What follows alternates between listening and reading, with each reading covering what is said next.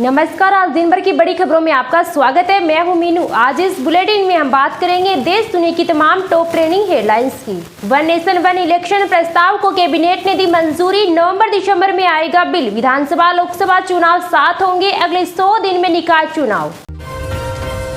NPS वात्सल्य scheme हुई शुरू। वित्त मंत्री ने ऑनलाइन प्लेटफॉर्म किया लॉन्च। बच्चों की फाइनेंशियल सिक्योरिटी के लिए माता पिता कर सकते हैं निवेश।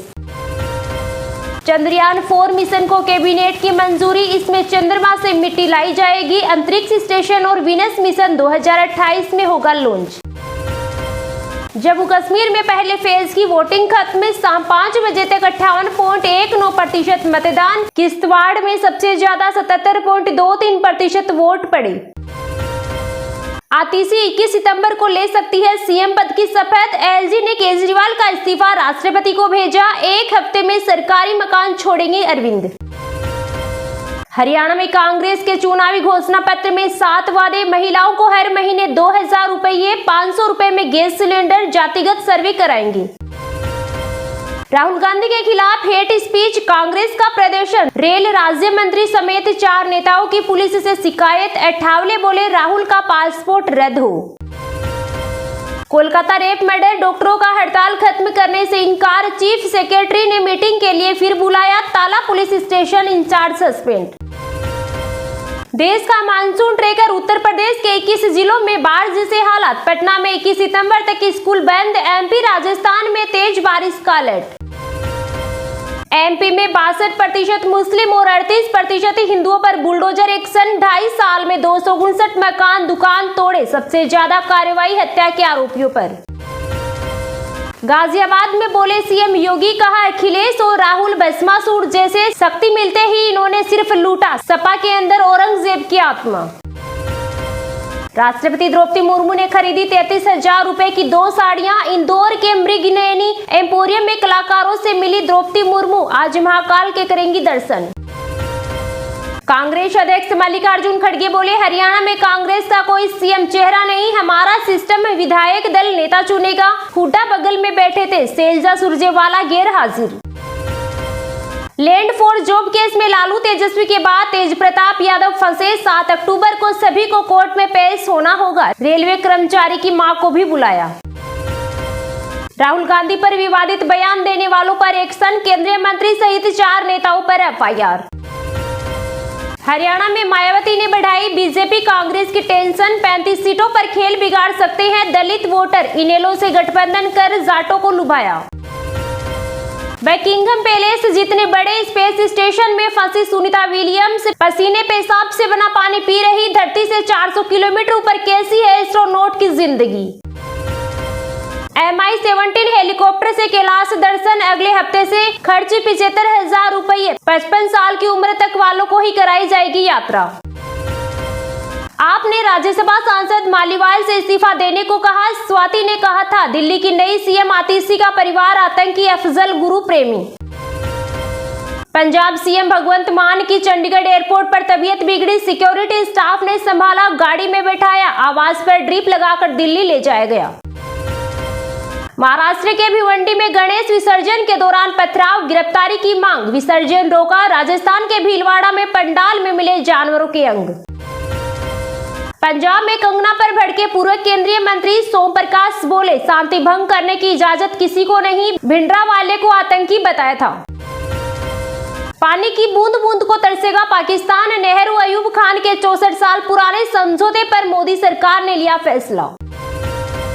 कांग्रेस नेता अजय माकन ने कहा बीजेपी नेता राहुल गांधी को मारने की धमकी दे रहे। राहुल गांधी के परिवार ने देश के लिए कुर्बानी दी है। बीजेपी ने भारत में राजनीति का स्तर गिरा दिया है। राष्ट्रपति ने जयपुर मालवीय राष्ट्रीय प्रौद्योगिकी संस्थान में 1361 स्टूडेंट को दी डिग्रियां। 12 लड़कियों को मिले गोल्ड मेडल। सीएम बोले 4 लाख पदों पर की जाएगी भर्तियां। हरियाणा में भूपेंद्र हुड्डा के खिलाफ नारेबाजी। पूर्व भाजपा मंत्री को गांव में घुसने नहीं दिया। दुष्यंत चौटाला जनसभा रद्द कर वापस लौटे।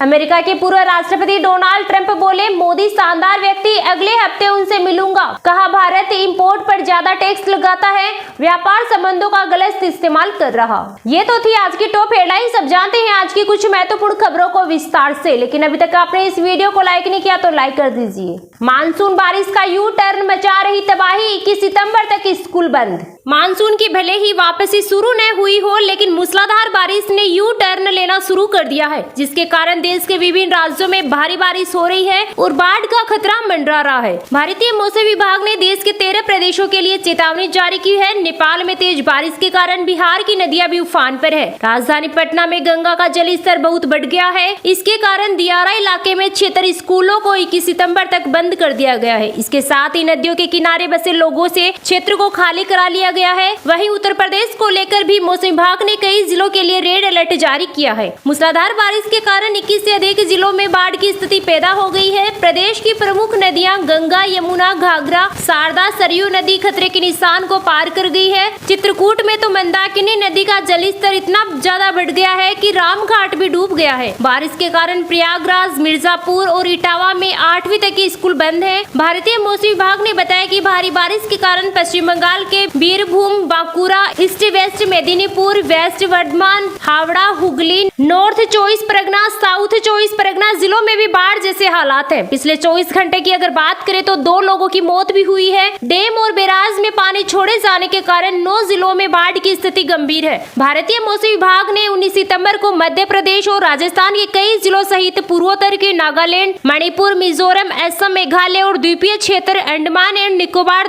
आइलैंड और गोवा में भारी बारिश का अलर्ट जारी किया है। इसके साथ ही मौसम विभाग ने बिजली गिरने का भी पूर्वानुमान बताया है। आपको बता दें कि भले ही देश में कई जगह झमाझम बारिश हो रही है, लेकिन कई इलाके ऐसे हैं जहां आज भी सूखा है। मानसून में अब तक 108% यानी 8% ज्यादा बारिश हो चुकी है, लेकिन 185 जिलों में सूखे की स्थिति है। भारतीय मौसम विभाग से मिली जानकारी के अनुसार उत्तर पश्चिमी क्षेत्र में भी पश्चिमी विक्षोभ इस क्षेत्र में बना हुआ है। इसका असर उत्तराखंड और हिमाचल प्रदेश तक है। इसके साथ ही एक अवदाब क्षेत्र दक्षिणी बांग्लादेश के पास बन रहा है। इसके कारण ओडिशा, बिहार, झारखंड और छत्तीसगढ़ में बारिश की संभावना है। यही वजह है कि अभी 2 सप्ताह तक देश में मानसून और सक्रिय रह सकता है। सितंबर अंत तक बारिश का एक और दौर देखने को मिल सकता है। मौसम विभाग ने बताया कि मध्य भारत और उससे सटे उत्तरी पश्चिम भारत में उत्पन्न हुई निम्न दबाव प्रणाली झमाझम बारिश कराएगी। इसके कारण मध्य और तटीय राज्य मध्य प्रदेश, तेलंगाना, आंध्र प्रदेश, महाराष्ट्र, गुजरात, कर्नाटक और गोवा में भारी बारिश होगी। 19 से 22 सितंबर के बीच दक्षिणी कर्नाटक, तमिलनाडु और केरल में गरज के साथ बारिश की संभावना बढ़ती दिख रही है। मौसम विभाग ने बताया कि दिल्ली, पंजाब, राजस्थान, हरियाणा सहित उत्तर भारत के कई इलाकों में बारिश का दौर जारी है। उत्तर भारत, पूर्वोत्तर भारत और मध्य क्षेत्र के कई जिलों में भारतीय मौसम विज्ञान विभाग ने रेड और येलो अलर्ट जारी किया है। यहाँ मूसलाधार बारिश के आसार हैं। मध्य भारत और प्रायद्वीपीय भारत के मानसून वापसी में जबरदस्त बारिश करा सकता है। दक्षिणी पश्चिम मानसून के वापस जाने की प्रक्रिया 22 व 23 सितंबर से शुरू हो जाएगी। ECMWF ने बताया कि पश्चिम राजस्थान व पंजाब में मानसून की वापसी होने की संभावना है। भारतीय मौसम विभाग से मिल रही जानकारी के अनुसार सितंबर का अंतिम सप्ताह सूखा रह सकता है। हालांकि नमी के कारण राजस्थान के कई इलाकों में हल्की बारिश हो सकती है। गिल्ली मिट्टी और नमी से तेज गर्मी के बाद गरज के साथ छींटे पड़ सकते हैं।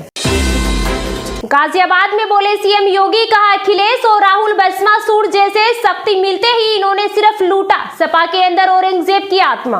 उत्तर प्रदेश के मुख्यमंत्री योगी आदित्यनाथ बुधवार को रोजगार मेले में शामिल होने के लिए गाजियाबाद पहुंचे। यहां पर सीएम योगी ने जनता को संबोधित करते हुए कांग्रेस नेता राहुल गांधी और समाजवादी पार्टी के राष्ट्रीय अध्यक्ष अखिलेश यादव पर निशाना साधा। उन्होंने कहा कि उत्तर प्रदेश में 2 लड़कों की जोड़ी गुमराह करने के लिए आई है। इन्होंने किसी का हित नहीं किया, सिर्फ लूटा है। इन लोगों को जब भी जनता ने शक्ति दी है तब उन्होंने इसका दुरुपयोग किया। सीएम योगी ने कहा कि समाजवादी पार्टी भस्मासुर जैसी है। सपा के समय में अराजकता थी, गुंडा टैक्स था। पहले की सरकारों ने उत्तर प्रदेश को खूब लूटा है। 2017 से पहले का गाजियाबाद और आज का गाजियाबाद बहुत अलग है। सीएम योगी ने कहा कि समाजवादी पार्टी के अंदर औरंगजेब की आत्मा आ चुकी है, इसलिए लूट करना उनकी नियति बन गई है। सीएम योगी ने आगे कहा कि पहले जब उत्तर प्रदेश में समाजवादी पार्टी की सरकार थी तब चारों तरफ गंदगी गंदगी, अराजकता और गुंडागर्दी थी। सीएम योगी ने अपने संबोधन में शायरी के माध्यम से भी कांग्रेस और सपा पर हमला किया। उन्होंने कहा कि नजर नहीं है नजारों की बात करते हैं, जमी पे चांद सितारों की बात करते हैं,